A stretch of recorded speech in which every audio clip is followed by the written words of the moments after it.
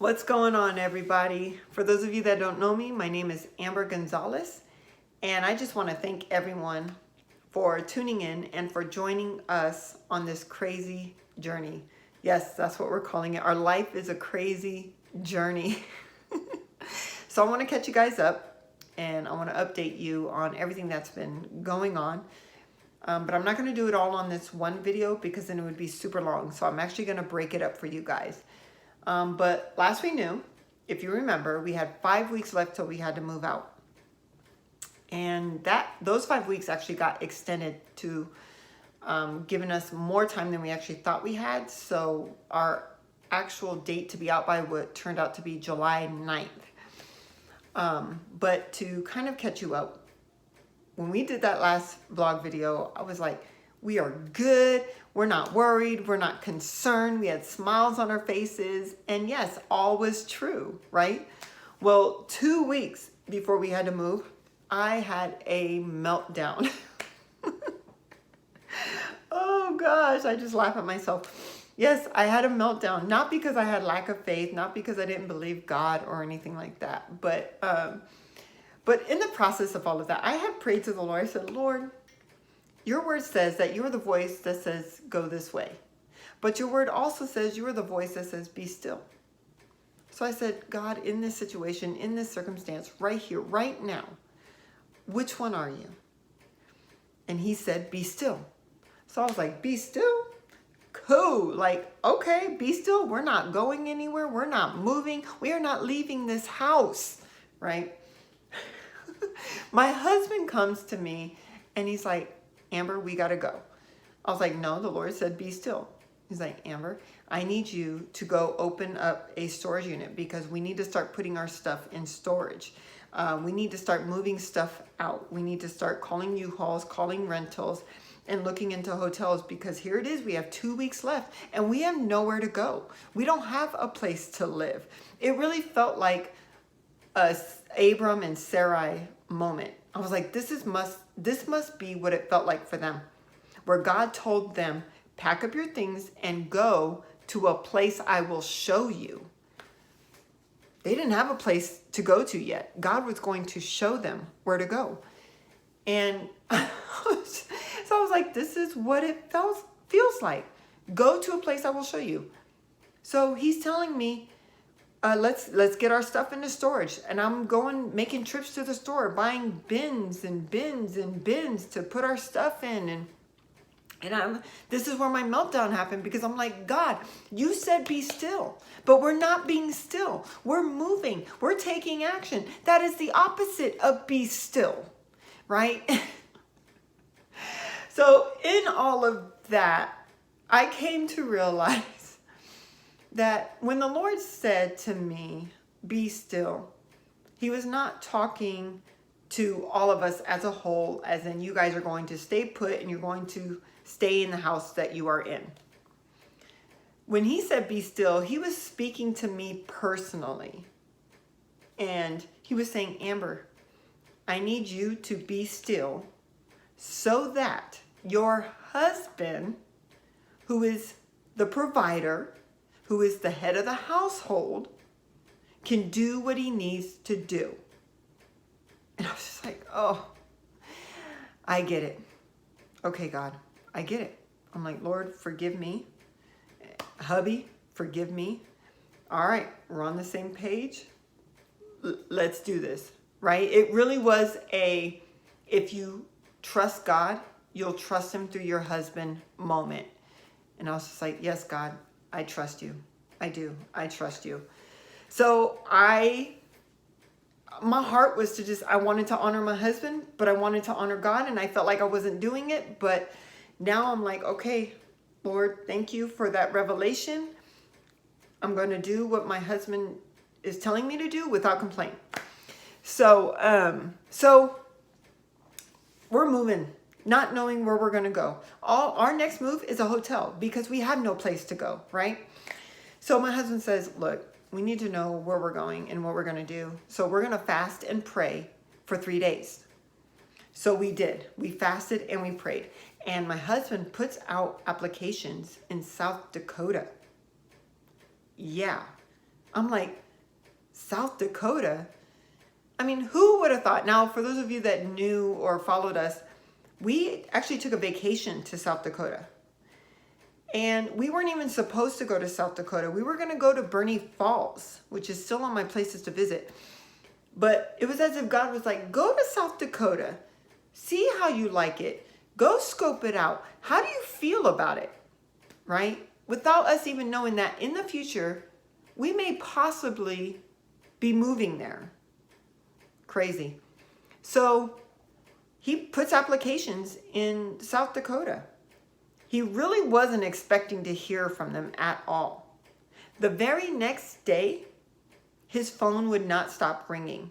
He was getting call after call after call. He had one phone interview and they actually hired him on the spot. And the other interviews, they were like, how fast can you get down here? So we had to go in person. And we were like, okay, we only have so much in our savings. Now, we had saved up.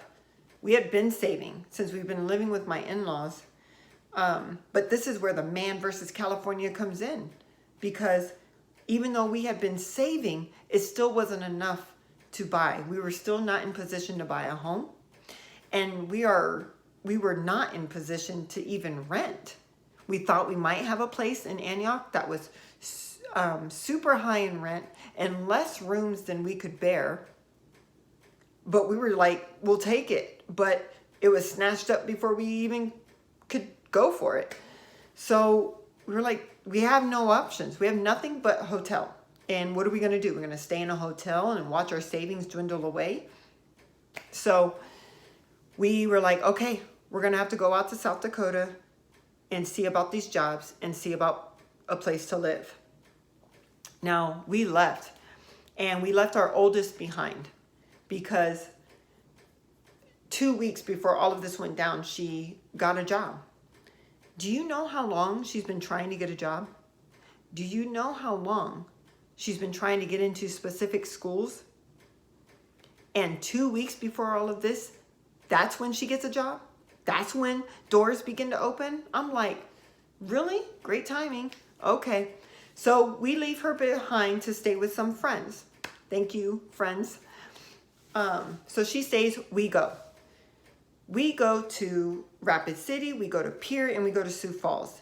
And he has interviews in all three of these cities. Now, all of these cities are hours apart from each other. And he gets hired on the spot at every single interview.